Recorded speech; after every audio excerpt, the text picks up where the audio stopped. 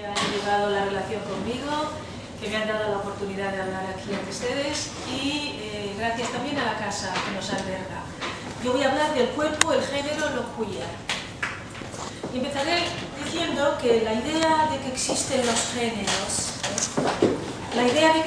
los géneros fue un alivio muy grande para las feministas de los años 80 del siglo XX. Fue un alivio muy grande el saber que en la sociedad existen estereotipos que dicen lo que deben ser las mujeres y lo que deben ser los hombres en opinión de las instancias de poder vigentes. En opinión de las instancias de poder vigentes era lo importante.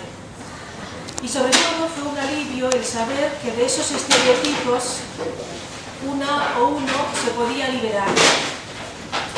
A pesar de que los géneros son dos, el femenino y el masculino, yo digo que fue un alivio para las feministas porque los hombres progresistas jóvenes entonces, excepto los mejores, que los hay, no vieron señales, ni las han dado de viejos, de quererse liberar del estereotipo de género masculino que habían aprendido durante la socialización. Quizá por ello, con la llegada al poder de los hombres del 68, sin explicación alguna, género y mujer se han convertido en extraños sinónimos en el lenguaje del poder. La idea de que existen los géneros fue un alivio en los años 80 porque lo femenino estaba entonces hipersignificado y sobre todo estaba hipermetaforizado y no tenía vínculo con la realidad de nuestros cuerpos, como pasa con la metáfora frente a la metonimia. Tan hipersignificado que las chicas jóvenes de aquel tiempo nos asfixiábamos debajo de tantas palabras, nos asfixiábamos debajo de tanta metáfora, de tanta significación. Por eso, alegremente, nos lo quitamos todo o casi todo de encima y para ser libres, que era nuestro gran deseo, nos desplazamos a otro lugar. Todo el conocimiento universitario, tal vez porque la idea de género nació en su seno, nació entre universitarios gays de los Estados Unidos, se quedó fijado en esta idea. Por tanto, veis el recorrido primero, dos géneros, luego género y mujer, que es lo mismo, pero el pensamiento de género había nacido en la comunidad gay masculina. Pero la libertad femenina, que era nuestro gran deseo, no vivía ni vive ahí, no vivía solamente en el género. Algunas feministas, fuéramos o no universitarias, nos dimos cuenta enseguida de lo que pondría después en palabras muy bellas una poeta que tenía mucha experiencia en estereotipos, siendo mujer, negra y lesbiana, que se llamaba Audre Lorde. Audre Lorde escribió: «Las armas del amo no desmantelarán nunca la casa del amo». Y sigue: «Nos permitirán ganarle provisionalmente a su propio juego, pero jamás nos permitirán provocar auténtico cambio». Al quitarnos de encima todo lo que pillamos del estereotipo de género, las feministas nos encontramos con el cuerpo. Con un cuerpo que de pronto, desvestido del estereotipo de género femenino aprendido durante la socialización, se había quedado desnudo. Con un cuerpo que amábamos y que comprobamos que incluso desnudo nos ofrecía una extraordinaria resistencia, mucha más en realidad que el estereotipo de género pensado para nosotras por el poder social. Muy pronto el cuerpo fue nuestra gran pregunta. Una pregunta que no fue solo sobre su gravedad, sobre la gravedad del cuerpo y su peso, sino también indivisiblemente sobre su gracia, sobre lo recibido al nacer gratis et amore, es decir, recibido por gracia y por amor. Fue una pregunta sobre el sentido que para nosotras, mujeres, y no para las instancias del poder social, tenía nuestro propio cuerpo. Gravedad y gracia incluidas, gravedad y gracia en unidad, dentro de lo posible y siempre como anhelo, como un anhelo de unidad. Descubrimos poco a poco que la pregunta en torno al sentido del cuerpo era una de las preguntas humanas más enigmáticas y persistentes. Descubrimos que es una pregunta que acompaña cada existencia, porque el cuerpo, además de resistencia, nos ofrece felicidad e incógnitas todos los días. Descubrimos que las instancias del poder social se aplicaban mucho en inventar maneras para controlar los cuerpos, en especial, aunque no solo, el cuerpo de las mujeres, y que la medicina científica y el derecho eran dos de esas maneras. Por eso dijimos, mi cuerpo es mío. Y por eso reivindicamos, por ejemplo, la despenalización del aborto.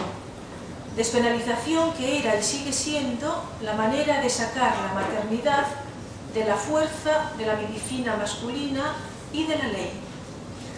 Y descubrimos también que algunas pensadoras anteriores a nosotras habían hablado del cuerpo de modos muy distintos de los que usaban las instancias del poder social vigentes en aquel tiempo.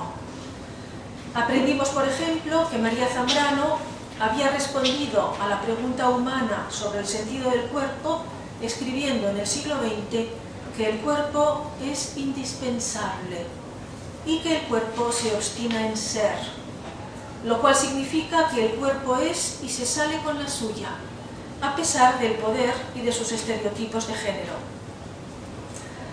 El pensamiento de las mujeres en torno al cuerpo se metió entonces en una situación de double bind o doble tirón.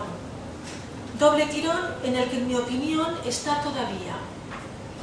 Una situación de doble tirón se da cuando alguien se ve sometido o sometida a dos obligaciones contradictorias.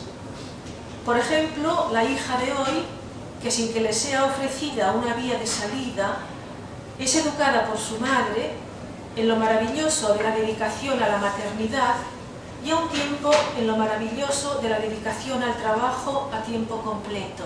Las cosas que no se pueden. Las situaciones de doble tirón son causa de enorme sufrimiento humano. Por eso decía Simone Weil que el valor civilizador de una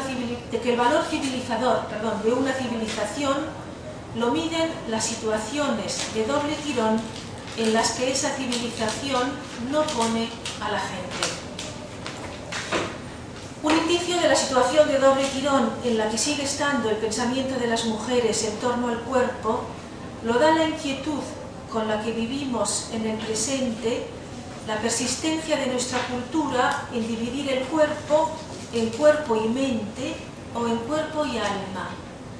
Una idea muy antigua, que en plan actual es cuerpo y mente, pero es muy antigua y que sigue incuestionada en el pensamiento científico más crítico, que habla, por ejemplo, de enfermedades psicosomáticas.